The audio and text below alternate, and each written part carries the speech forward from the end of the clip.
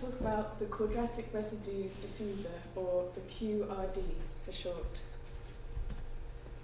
What is a quadratic residue diffuser? It's used to eliminate distinct echoes and reflections of sound waves in a room. They are normally made out of strips of wood. They have varying well depths determined by the quadratic residue prime number sequence. Each well will scatter a different frequency depending on the depth of the well, which is measured in inches. And this is a picture of a 1D quadratic residue diffuser.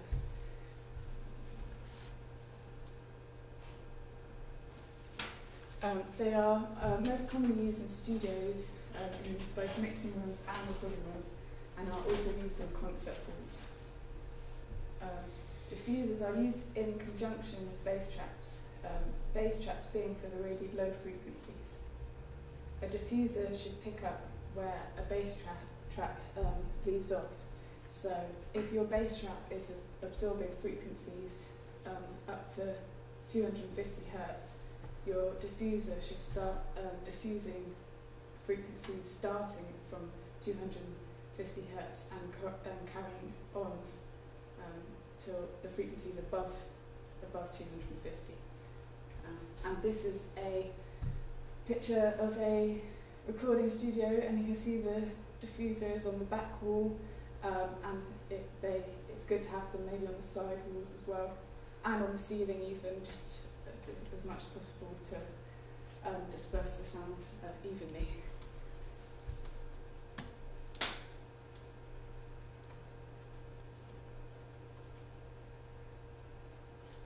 And it's better to diffuse the high frequencies rather than absorb them, because you're not trying to get rid of them, any standing waves, like you would if you were using a bass trap. You're just trying to give a more even sound in all parts of the room. You're not trying to absorb the waves. The quadratic residue diffuser was invented by Schroeder. He was the first person to invent a diffuser that dispersed sound in a predictable manner. This is a diagram of a sound wave being diffused. That's the way it will scatter.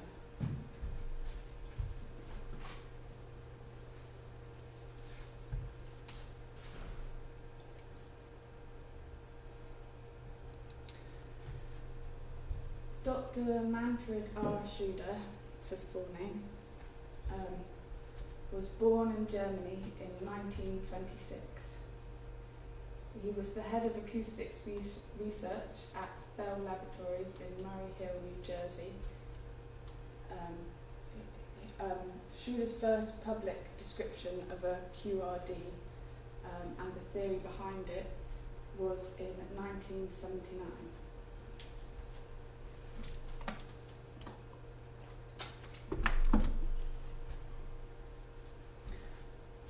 He came up with the idea through studying the bumps and grooves on butterflies' wings and the way they reflected light. The vivid light on the wings is down to the light being broken down into rainbow colours due to diffraction, and not, as most people think, because the wing is actually that colour. Schroeder did not invent the quadratic residue numerical sequence, but he was the first person to apply it to the diffusion of sound waves.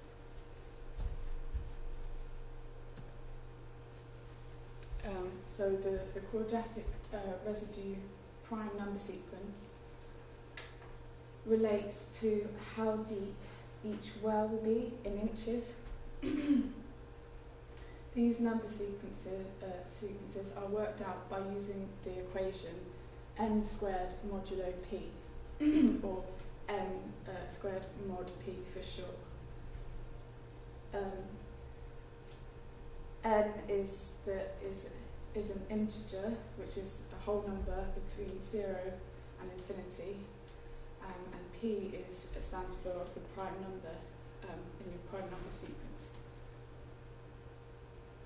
Modulo is the remainder or residue, hence the name of the sequence of one number divided into another. This sequence is a form of pseudo-random number sequence, which is a number sequence that seems random but actually isn't random. It just seems random.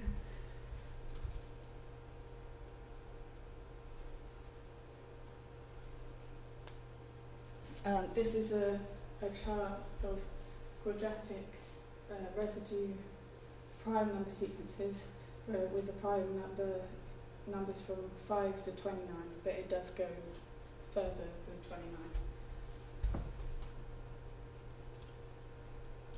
29. So if we use the prime 17 sequence for an example, the way you work out the sequence, it starts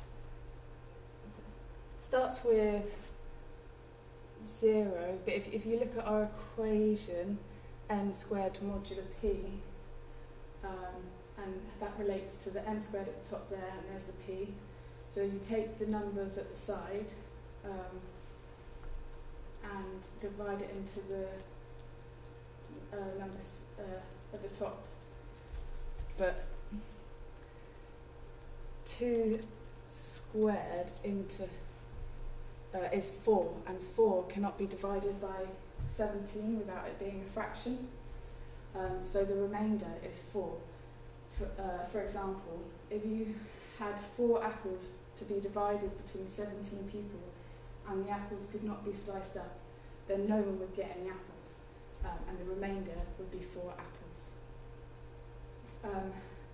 So notice that all the sequences start with 0, 1, 4 for this reason, because the remainders are the actual squared number because they can't be divided.